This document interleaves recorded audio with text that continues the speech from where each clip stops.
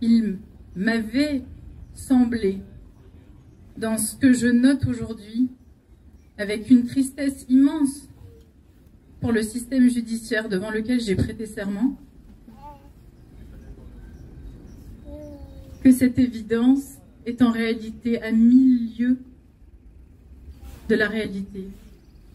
Beaucoup se demandent aujourd'hui pourquoi sommes-nous là? Pourquoi ces gens que je remercie du fond du cœur? Pourquoi ces pancartes? Pourquoi ces écrans? Pourquoi ces voix? Pourquoi cette musique? Eh bien, vous savez quoi, je me le demande aussi. Pourquoi avons-nous besoin de tout cela pour avoir une réponse judiciaire, pour être entendu, pour être reconnu? Et de façon très métaphorique, la prise de parole de Madame Cindy, il y a quelques minutes, s'est faite interrompre. On nous a demandé de nous décaler pour cette impérieuse nécessité d'une personne en voiture qui habite 3 mètres plus loin et qui avait besoin de se garer. La considération est là. Elle est assumée, assurément inexistante. Elle fend le cœur et elle révolte les âmes. La mienne est révoltée comme celle de toutes celles et ceux qui sont là aujourd'hui, et je l'espère comme celle de toutes celles et ceux qui nous écoutent. Qu'une maman soit inquiétée et termine par une comparution devant un juge des enfants pour avoir mené un combat qu'elle n'aurait jamais dû avoir à mener, d'obtenir des réponses, tout ce qu'elle veut, tout ce que nous voulons, ce sont des réponses. Pas que pour sa fille, non, mais aussi pour tous les enfants qui fréquentent ce centre de loisirs et qui aujourd'hui encourent le même risque que sa fille, et que vous le vouliez ou non. Le déni est un confort qu'aujourd'hui personne ne peut se permettre d'avoir. Le silence, personne ne peut se permettre de s'y murer. Nous ne pouvons pas fermer les yeux. Vous ne pouvez pas fermer les yeux, parce qu'à chaque fois que vous fermez les yeux, la réalité, elle ne change pas. La réalité, elle reste celle qu'elle est. L'appréhension ne changera rien. Il faut agir. Pour agir, il faut voir. Alors voyez, regardez ce que vous avez si peur de voir.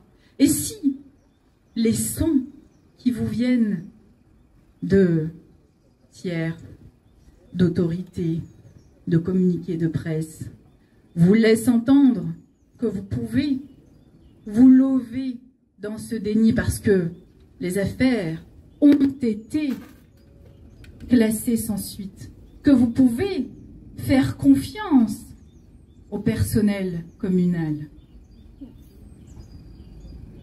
Nous ne pointons le doigt sur personne. Mais si ces sons viennent à vos oreilles et viennent vous endormir, alors regardez les faits.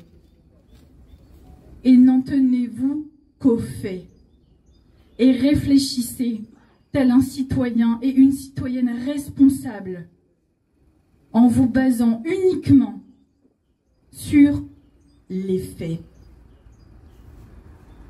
Les faits et le fait sur lequel vous pouvez vous baser, il y en a deux.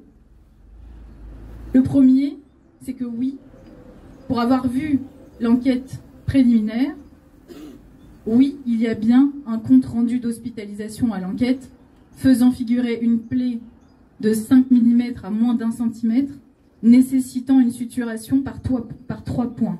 Oui, il y a un compte-rendu d'hospitalisation, de mise sous anesthésie générale de l'enfant et d'apposition de 3 points de suture. Et oui, il y a une déclaration d'un médecin de celui-même qui a constaté sa plaie, qui dit expressément que cette plaie ne peut pas être due à une chute.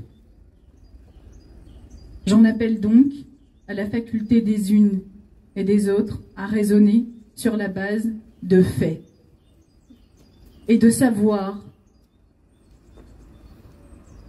analyser les décisions qui sont prises, de savoir analyser ce qui se dit et de savoir faire la part entre le vrai, le faux, les convictions, mais aussi les tentatives de dispersion, les tentatives de décrédibilisation. Et lorsque l'on voit l'acharnement contre une mère, l'acharnement judiciaire, l'acharnement politique, contre une maman, à qui, très franchement, on peut reprocher quoi exactement? Qu'est-ce que cette maman a fait de mal pour se retrouver devant le juge des enfants? Qu'a-t-elle fait de mal, si ce n'est que de ne pas plier à ces tentatives d'intimidation, à cette façon de vouloir faire taire constamment les victimes pour qu'il n'y ait pas de vagues? Ne faites surtout pas de vagues et laissez vos enfants se faire violer au nom de la tranquillité générale.